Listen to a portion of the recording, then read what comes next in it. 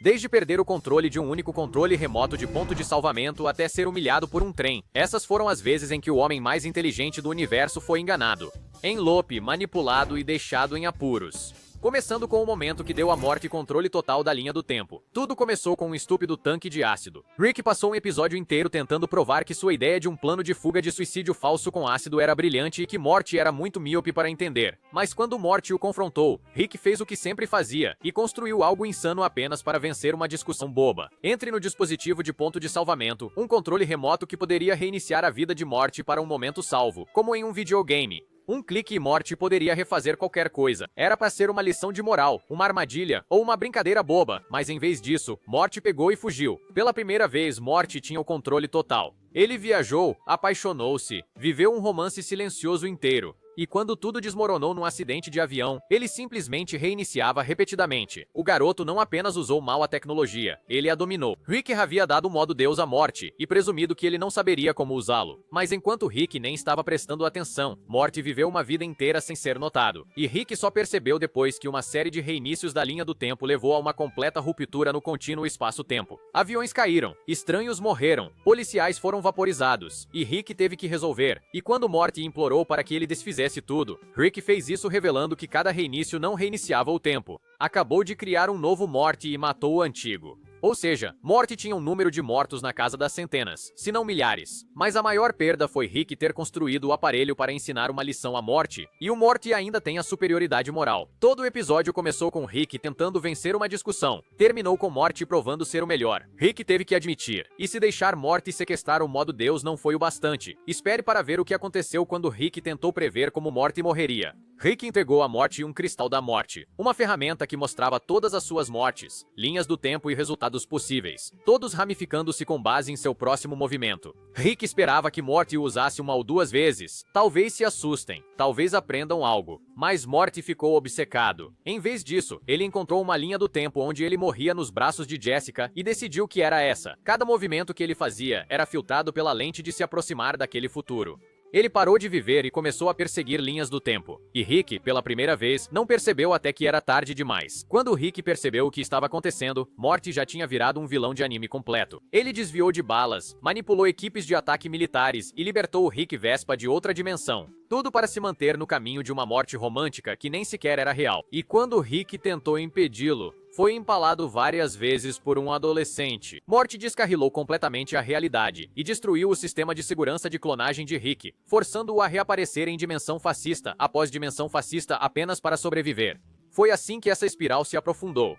Rick morreu repetidamente tentando perseguir seu próprio protegido. No fim, Rick consertou tudo, mas não antes de Morty transformar uma ferramenta de ensino de ficção científica em um apocalipse completo. E Rick teve que admitir, você podia construir a tecnologia, escrever o código, analisar os números, mas não podia superar a obsessão. Depois de ver Morty destruir a realidade em nome do amor, você pensaria que Rick teria aprendido a parar de dar poder ilimitado aos membros da família. Mas ele não o fez, porque da próxima vez que ele entregasse uma caixa de areia a alguém, eles a usariam para enterrar um corpo. Beth transformou Fruitland em uma cena de crime. Rick achava que estava sendo um bom pai. Foi assim que tudo começou. Beth era uma criança perigosa e emocionalmente instável. E em vez de terapia, Rick construiu para ela uma dimensão de bolso chamada Fruitland. Um mundo com as cores do arco-íris, de contornos suaves, onde Beth pudesse brincar sem nunca magoar ninguém. Um lugar onde ela pudesse ser exatamente como ele. Um pouco desequilibrado, mas no controle. Exceto que ela não estava no controle.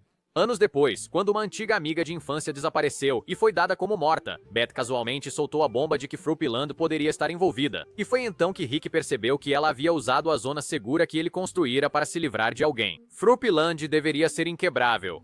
Rick programou para que as criaturas não pudessem ser mortas, o terreno não pudesse ser alterado e Beth não pudesse se machucar. Mas Beth não precisava matar nada. Ela só precisava prender a amiga lá dentro.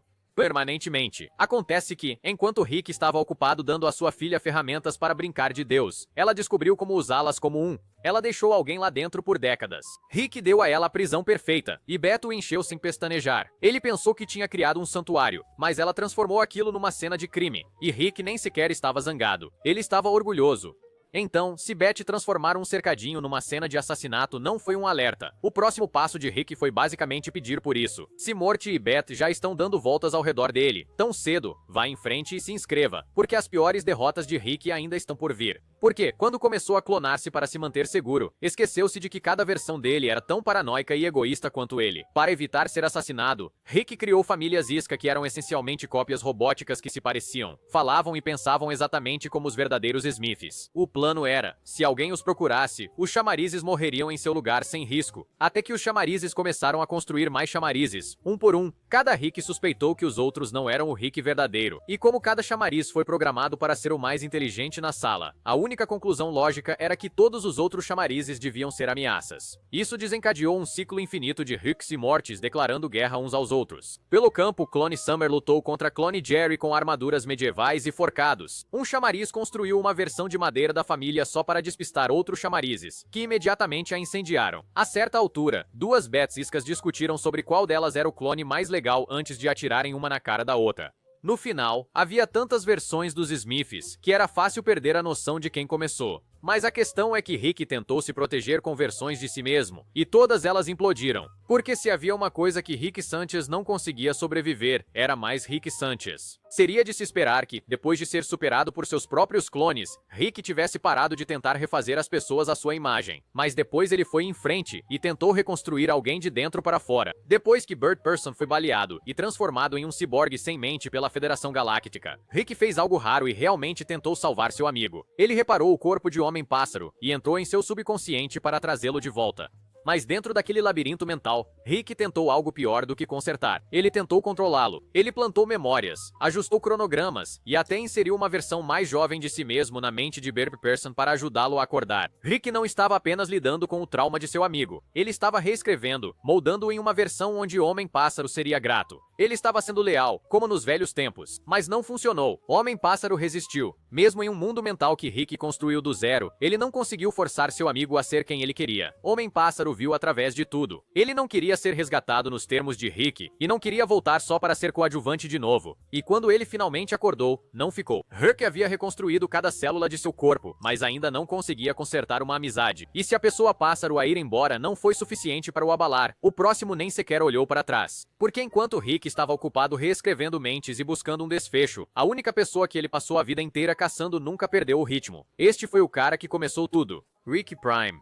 A versão do Rick que matou a esposa e a filha do C-37. Aquela que o quebrou, aquela que o impulsionou a construir a arma de portais, o multiverso, as viagens, todo o complexo de Deus da ciência. A identidade de C-37 era toda sobre vingança.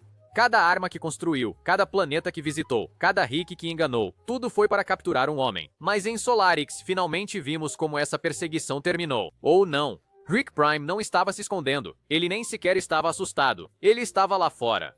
Despreocupado, intocável. Toda vez que Rick C-37 se aproximava, Prime escapava sem esforço. E o pior é que ele não se importava. Rick Prime via todo o arco de vingança do C-37 como uma perda de tempo, um subenredo emocional que nem merecia sua atenção. E foi isso que quebrou Rick. Não que ele tenha perdido, mas que o cara que ele estava perseguindo nem estava jogando. Rick construiu uma identidade em torno da vingança, enquanto Rick Prime nem se lembrava do seu nome. Ele não conseguiu enganar seus clones nem consertar o Homem-Pássaro. E agora o Rick de quem ele jurou vingança nem se importa. Se você chegou até aqui, claramente foi feito para o caos. Fique por perto. Enquanto Rick Prime o superava em todo o multiverso, a próxima pessoa a derrubá-lo nem precisou de ciência. Ela usou algo muito mais perigoso, um convite de casamento. Tammy era apenas uma amiga de colégio da Summer, a garota fofa e ingênua que se apaixonou por Homem-Pássaro. Mas quando ela convidou a família Smith para o casamento dela, Rick...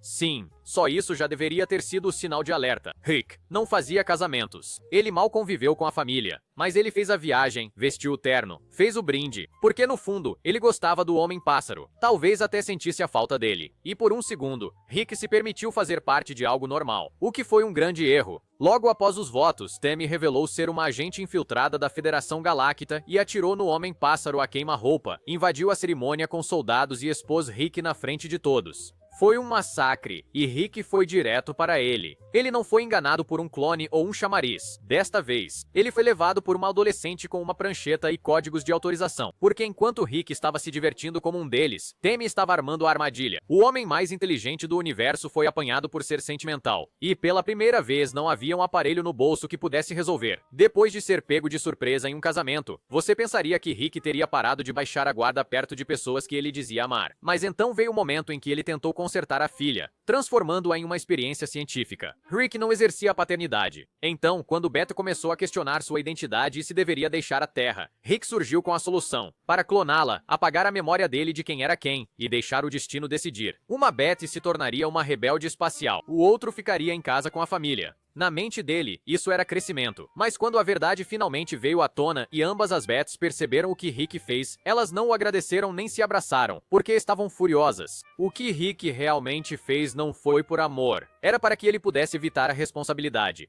Ele não queria enfrentar as consequências de ser um pai ruim, então terceirizou isso para a clonagem e a negação plausível. E isso saiu pela culatra mais do que qualquer outra coisa. Nenhuma das Beth queria jogar o jogo dele. Beth se ressentia de ter sido criada para a liberdade. A doméstica Beth ressentia-se de ter sido deixada para trás. E ambos viram através dos mecanismos de defesa habituais de Rick. No final, elas se uniram para deixá-lo e seguir em frente sem precisar da aprovação dele. Rick pensou ter desvendado o segredo ao clonar sua filha, mas ambas as Beth saíram. E ainda não chegamos ao pior. Deixe um comentário se você adivinhou o que ocupa o primeiro lugar. Depois de perder as duas versões de Beth, você pode pensar que Rick, ele finalmente aprendeu a parar de bancar Deus. Mas então veio o checkmate final da única pessoa que Rick passou a vida subestimando. Rick pensava que a Cidadela era um lugar seguro, um lugar construído por Ricks, administrado por truques de Rick, alimentado por um suprimento infinito de mortes descartáveis. Ele chamou de estrutura. O Morte Malvado viu o que realmente era. Uma prisão multiversal projetada para proteger o ego de um homem. E ele decidiu queimar tudo. Desde o momento em que o Morte Malvado fingiu ser um peão com lavagem cerebral. Para finalizar, Rick retruca que estava 10 passos à frente.